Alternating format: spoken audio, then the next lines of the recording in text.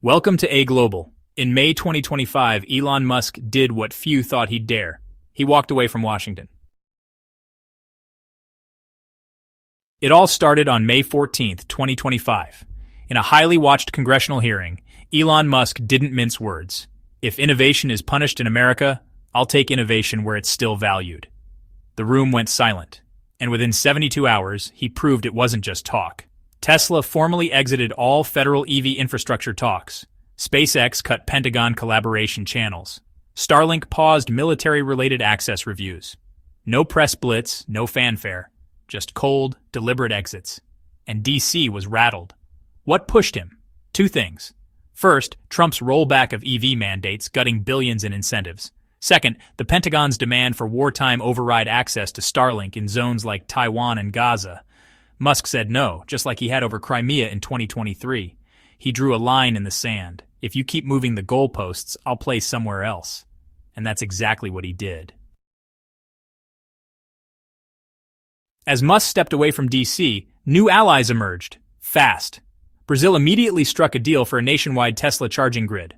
India approved Starlink's rural rollout, covering nearly 90% of Tier 3 zones by late 2025.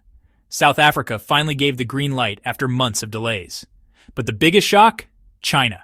Without a single tweet, Tesla's AI-powered energy systems went live in Guangdong. No Western firm, not even Google, has cracked that kind of integration. Not even close. It wasn't protest. It was strategy. A realignment of Musk's global game plan, with BRICS at the core. Brazil requested Starlink spectrum for rural education. South Africa began debating a national broadband plan centered on Starlink. India stood firm against U.S. pressure to stall approvals. Russia leaked documents hinting at emergency comms partnerships. Across these nations, one message echoed loud. We don't follow Washington, we follow what works. And to Musk, it was the perfect invitation. Of course, the U.S. didn't just watch this happen.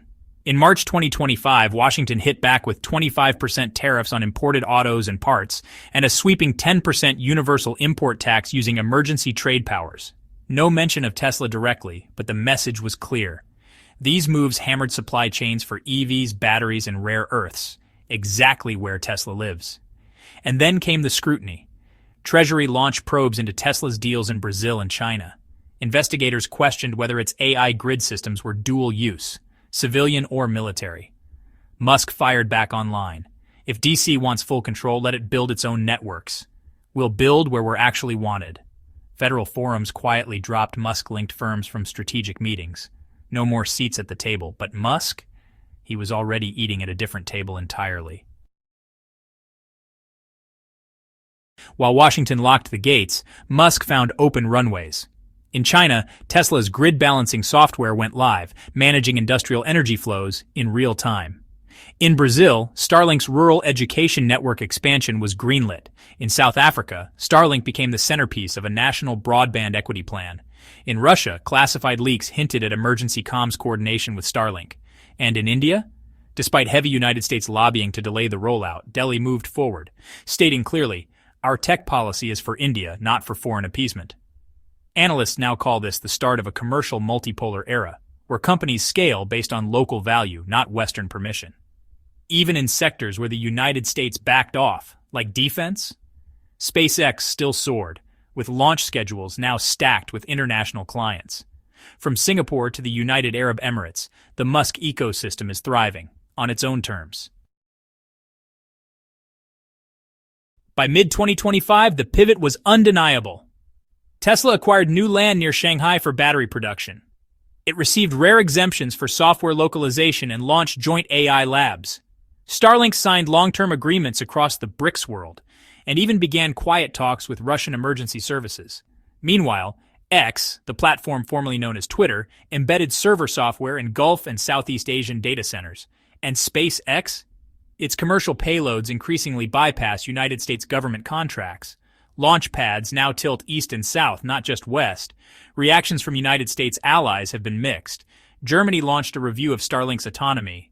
Japan delayed rollout over governance fears.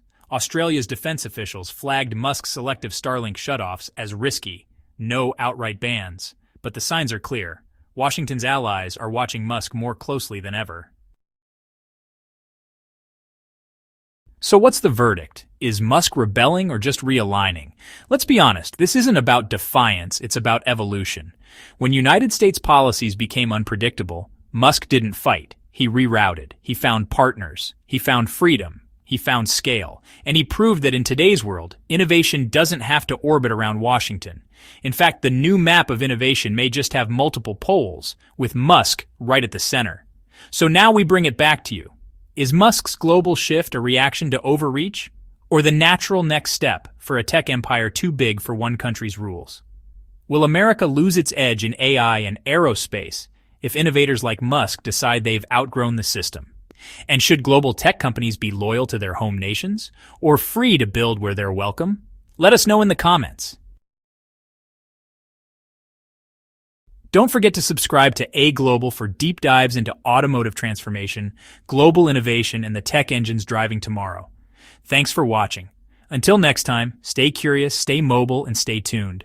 And hey, there's more waiting for you on screen. Click any video to keep exploring the world of disruptive tech and global change.